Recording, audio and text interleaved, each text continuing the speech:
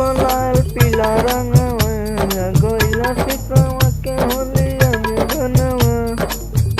घर के अंदर से भौजी निकला बहरवा घर के अंदर से भौजी निकला बहरवा गोरे गोलिया लाल पीला रंगवा गोरे गोलिया लाल पीला रंगवा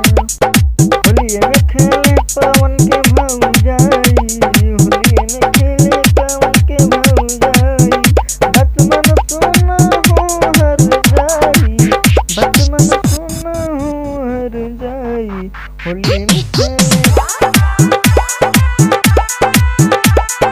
होलिया में खेले पवन के भौजाई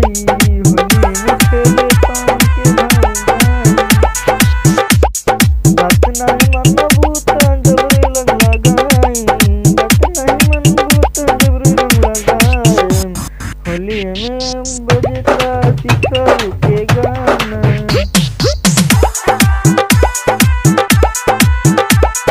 होलिया में बजला शिशा के गाना।